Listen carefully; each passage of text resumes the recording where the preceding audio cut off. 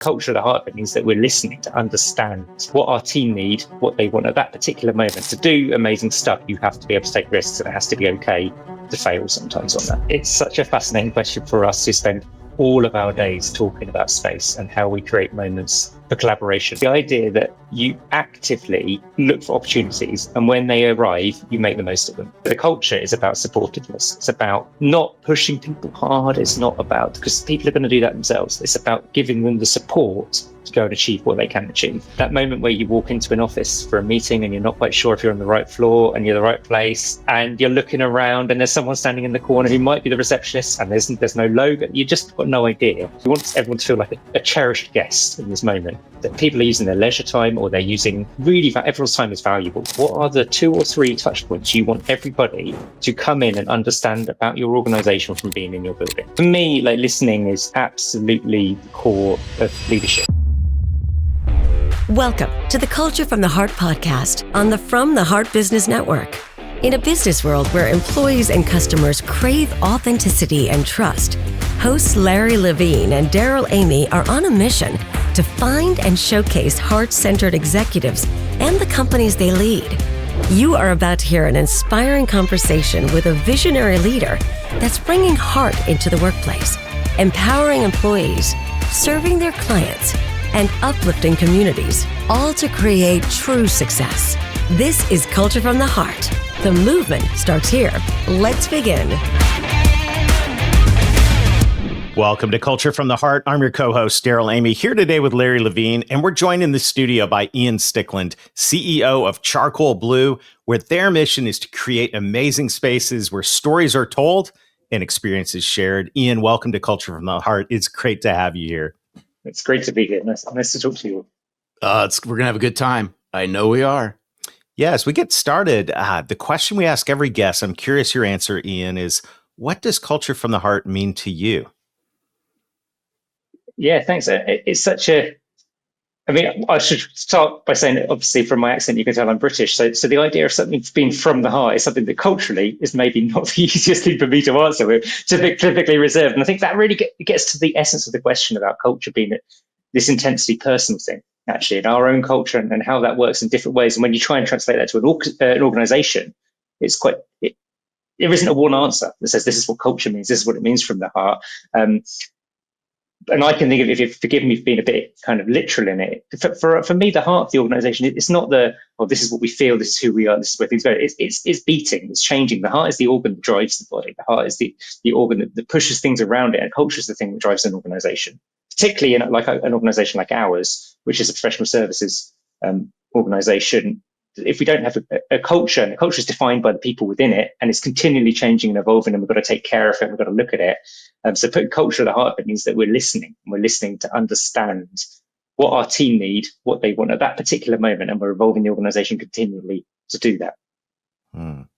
Oh, this is good. I keyed in on a couple words that you just said, Ian, and you said listen to understand. Walk us through what listening to understand looks like in your position, and then how that's spread throughout your organization. Yeah. For me, listening is absolutely the core of leadership.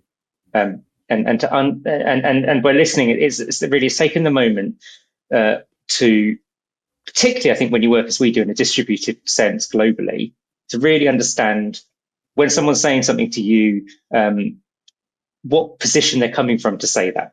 Not just what are the words they're saying, but why? What are the 2 or 3 things that have happened that have made them land in that position, so that we can fast track conversation as well. So go into it going, okay,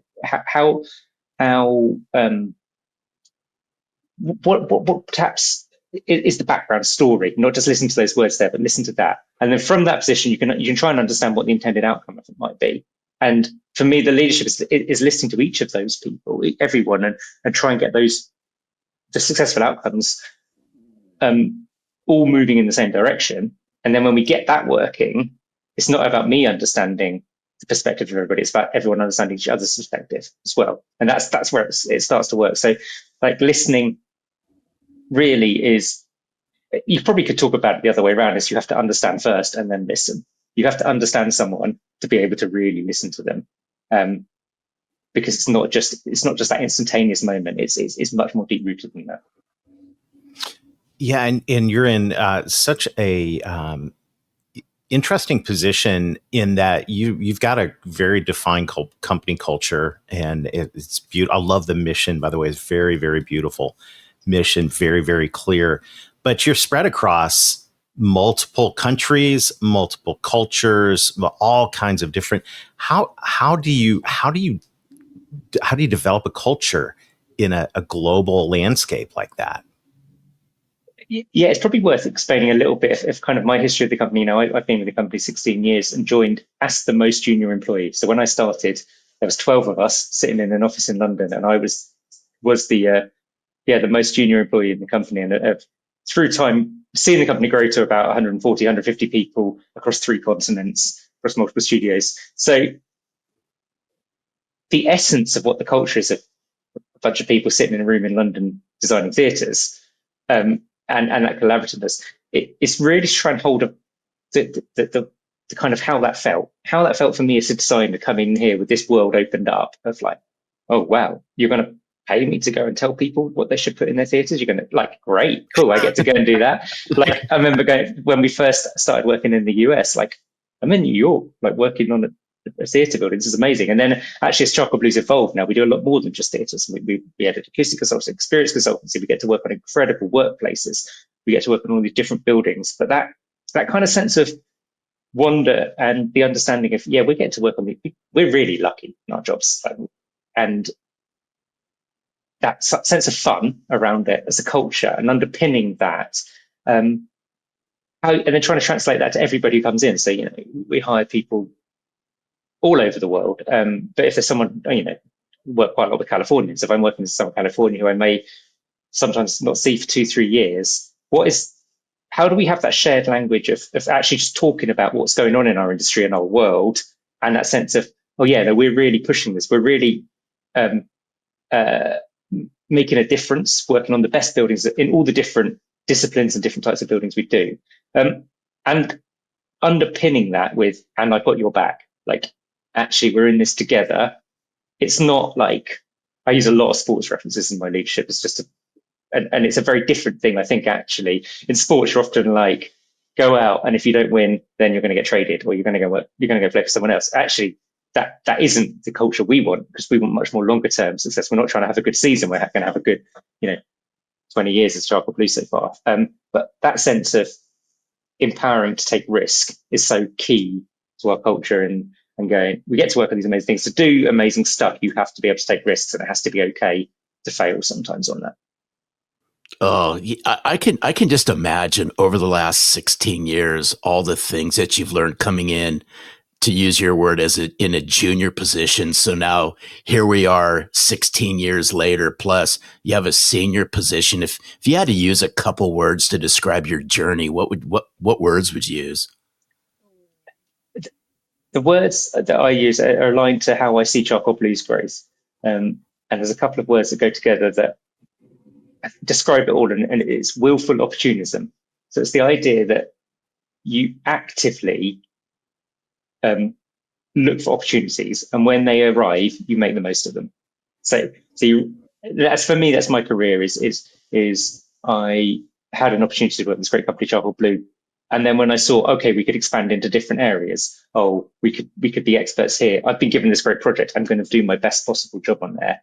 Some of it's luck, but it's also like about when you see that opportunity, when you see that luck, not being guarded, just going for it. And that's what I want our team to do as well. Our team to go, we've got this skill set. We've got this amazing group of people around the world with incredible background, incredible designers, incredible project managers, incredible design managers, incredible business support.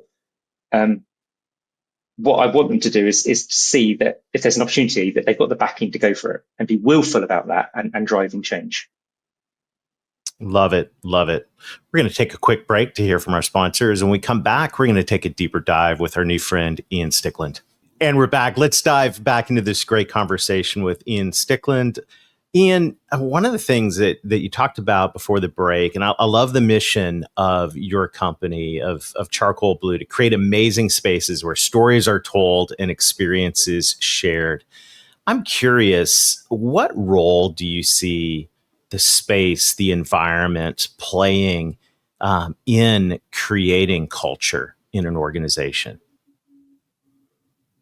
It's such a fascinating question for us who spend all of our days talking about space and how we create moments for collaboration. How do we build these points of spectacle and as absolute believers in sharing time and space as a fundamental kind of thing as a human being, and then through necessity and through in some instances designing it working remotely, and a lot of us working at home and working in different areas. There is absolutely no substitute at all in any culture for sharing air, for being together and and workshopping things. And what we kind of have built a framework of sort of across the company 4 key moments a year where we have formalized coming together. Some of those are in functional groups, so the people you might work with might come together twice a year, and 2 other times a year might be more regional, so the people who are in your area. We try to, where possible, get the whole companies together every couple of years or so for our AGM and have 2 or 3 days. And a big part of that is not just working and speech, it's going to see things. We go and walk spaces together. We go and understand and hang out together, but also in the world we live in. So it might be to go see a theatre show, it might be to go see a sports game, it might be to go to a museum. But actually, that where I was talking before about things that the level of understanding that underpin the language of communication is so important to be in space together. I could talk for hours about how the design of space can help build that in different ways. The thing I always come back to is the way we're talking now. One person to a screen is a confrontational relationship. It's one person to another person in there. Human beings don't talk to each other. They don't tell stories like that instinctively. They tell stories around a campfire in a circle, looking at each other, reading reactions of each other. So when we look for collaboration, we try and create moments that aren't one person talking to someone else and someone else sitting passively, creating this barrier. We try and create round spaces and round moments for collaboration. Hey, you know what I like about this? I want to key in and maybe even go deeper in this about designing space and the tie-in to developing or enhancing culture. Walk us through that. It's funny because the way we experience space is so defined around our own culture as well. The way that as a Brit, I expect to go into a museum. All the museums in London are free, right? So if you go into a museum in London, you just kind of walk through. If I go to New York, I've got to pay to get into a museum. So my initial interaction is different. So my cultural experience of going into that is differently. So if we think about how we design space to build culture, we have to make sure everyone feels safe. We want everyone to feel like a cherished guest in this moment, that people are using their leisure time or they're using really, everyone's time is valuable. They don't have to, we've got to give them a reason to get out there, and we believe in it. So the way you have to do that is make people feel safe, make people feel cherished, and then create the opportunities for them to influence and change the space. So that could be as simple as like in an office space, not being like, okay, here's all the desks, they always sit like this, you could never move them, things move in different ways. Give people some ownership of it. Like let them know that when it's lunchtime, don't just bring the lunch in. Let's go and connect and actually ground that space in the environment. So walk to the deli opposite, walk to the cafe, understand a bit of where you're from, because that gives space purpose, and it grounds it. These are the sort of things when we try and get together. So we try and land somewhere for a reason and build the story of the event. And it is an event when you get together, when you work remotely. Try and build that in a way that is impactful. I feel like I kind of picked about 25 different answers to your question there, Larry. Yeah. And how they work in different ways. We can tell it's so multifaceted. And I think this is a super interesting category in your perspective here with what you do and what your organization does is really profound in terms of so many companies, so many leaders we've spoken to here on Culture from the Heart have values, have a mission, have, something they're working towards.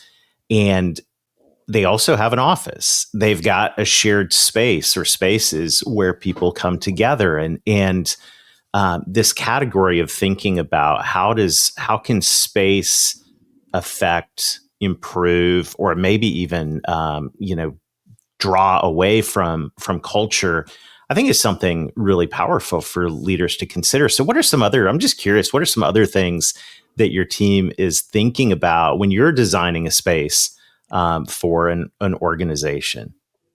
So let's think about, for me, the guest journey and how people go through there, and think about the full life cycle of your day. And there are some really easy things. And if you think about it in workplace, and in workplace, we tend to design a lot of everything from a meeting room at scale up to large event centers. And kind of that's our world.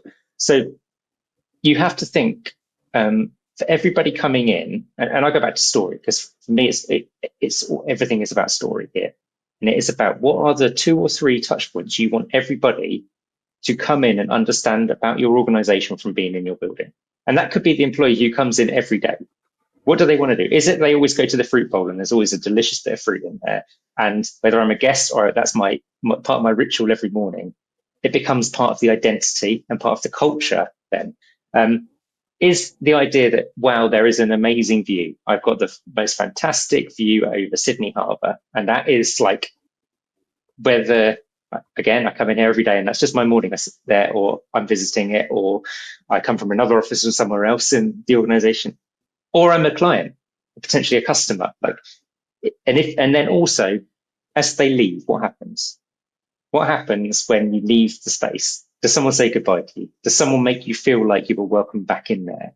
And I think where spaces can really help with culture is if you can define those 2 or 3 or 4 moments that every single person feels, then actually you get a ribbon of culture coming through here that's felt and understood by everyone, and how space type can really enforce what your company is about. Oh, I like this. And so when you start, I have to drill into Charcoalblue on this. What are those moments? What do those moments look like for you when somebody walks into an office somewhere? What are they saying, right? What they got to be saying something.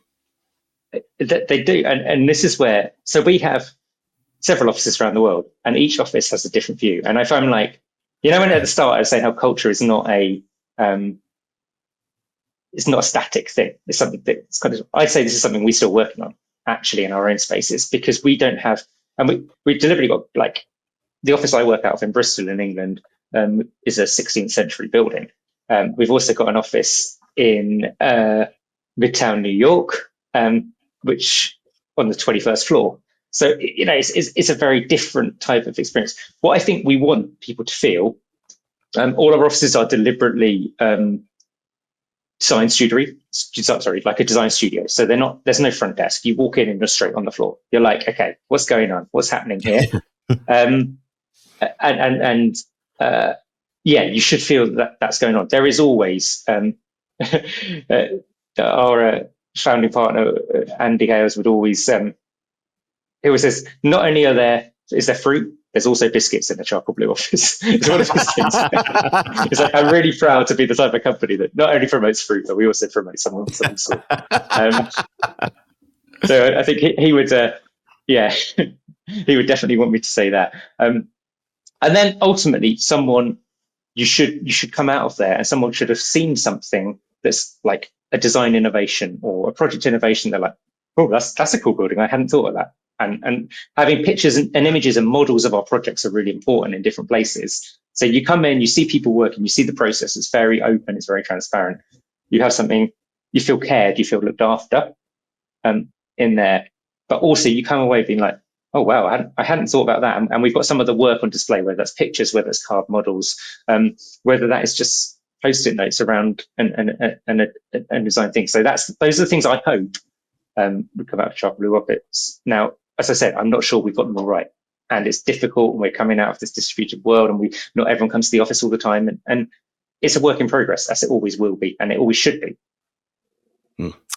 Very, very interesting. Well, you're listening to Culture from the Heart, and we come back, we're going to continue this great conversation with Ian Stickland. Welcome back to Culture from the Heart. Let's pick up where we were talking with Ian about the role that space and environment plays in creating culture. I'm fascinated by this topic and I'm fascinated. I'm just thinking, Ian, about how many places I've walked into, even recently, where, yeah, I really like the people, but you walk in the room and it's like a wet blanket of cold, icy, there's nothing collaborative at all about the space. And then I can think of other places where I've been where you immediately feel drawn in. So I'm curious, what advice, we got leaders all over the world listening to this. What advice would you give to leaders when they're thinking about enhancing or improving the spaces that their team works in?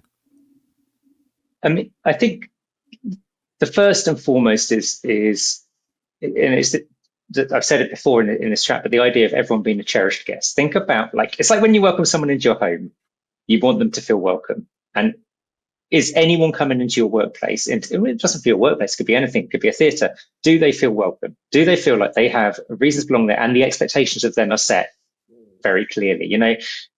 That moment where you walk into an office for a meeting and you're not quite sure if you're on the right floor and you're the right place, and you're looking around and there's someone standing in the corner who might be the receptionist, and there's no logo. You just got no idea. You instantly feel uncomfortable. You don't feel like you're bringing your best collaboration, your best sense to it. So that it's more than a welcome, because it's also a bit like a call to action. And in theatre, we talk a lot about the lights going down and the curtains coming up is a transaction. That's the moment where, as an audience member, I say, right, I'm willing to listen to this story now. I'm willing to suspend my disbelief and go. So to play that analogy further, how does that work in your building? When's the curtain coming up in your organization the minute someone walks in? And what does that look like? That's the kind of first thing about space I would talk about. Linked to that, I think it's also, who are the people in there and how does it reflect what they want to do and their culture? And how do you allow that level of personalization, that level of flexibility? If you've got a group of people who love listening to jazz music, have they got the ability to play jazz music? Because that's going to make them feel like work better in there. But also, are there people who hate noise when they're working? Have you listened to the people who are in the workforce about their needs? Because they're not the same for everyone. And you do need to adapt that. And it's not about over designing that. It's about enabling the flexibility and the customization and the personalization of states. Like a kid painting their own bedroom. Suddenly they feel like they own it. Like, if you could choose the color, then you kind of you feel like, oh, okay, I want yellow and purple walls, fine, whatever.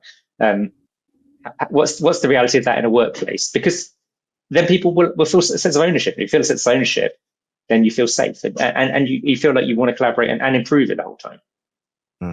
This is really important and a good conversation, because you can't go more than a day without hearing somebody or finding something on the internet that talks about customer client experience, however you want to define it. And I think what you're talking about is mission critical, because as leaders, when somebody's walking into your office, that building, you got to be hypercritical. What's going on inside their head the minute they put their hand on that door and take one step into that space? You got to be really hyper aware of what are they thinking about. Yeah, you totally do. And it's for all the money you might spend on brand and on external marketing. And at that moment, particularly if you're a people focused business, if you're a business that relies on person to person contact, or collaboration, that becomes you. It becomes part of your identity. Of, like, I'm sure we can all think of organizations that we like working with because we like their buildings. We're lucky to work with a lot of tech companies, and some of they understand that not only is it important for employees, it's important for brand, for guests, for vendors coming in like us. And then that elevates us to want to make the spaces better and our team to feel that there's something special going on here. And we want to do that in our buildings. And not just in our buildings, it's like in the places we choose to meet that aren't in our offices.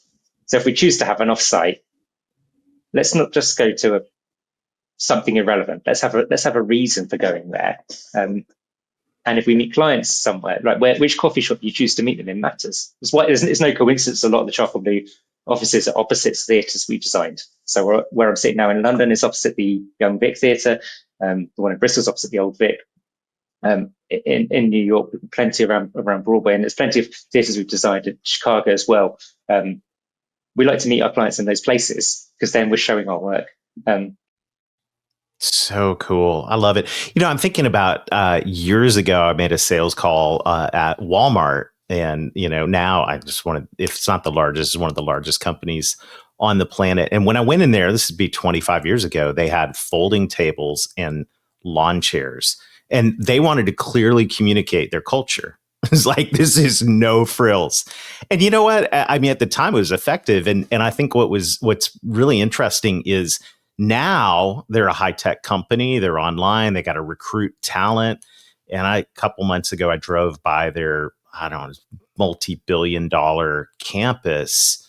And it was like just total opposite of folding tables and folding chairs. It was decked out. And I think, we can take a clue from a company like that recognizes, hey, if I'm going to bring good people in and attract them to, come here and move to another part of the country, let's have something that's going to communicate the culture the way we want it communicated now. I think it's a huge part of a transformation potentially inside an organization.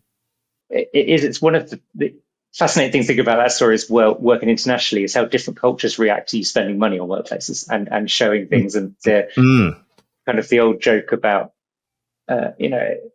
the American boss drives their car into the car park and parks it right in front of the building to they want everyone to show off how successful they are and how good the business is. The British boss drives their nice car, parks it around the corner and walks around because they don't want anyone to see how much money they're in. Right.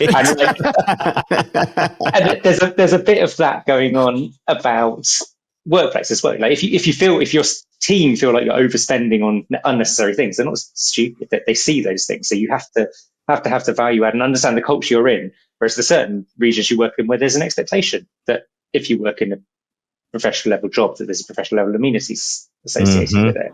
And that's partly why our studios are very different. Like even Bristol to London, like 100 miles apart. But what you'd expect in a London office is different to what you'd expect in a Bristol office. Very interesting. Hey, this is so good. Hey, before we wrap up, by the way, Ian, thank you so much for hanging out with us.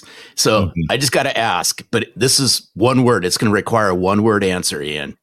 Okay.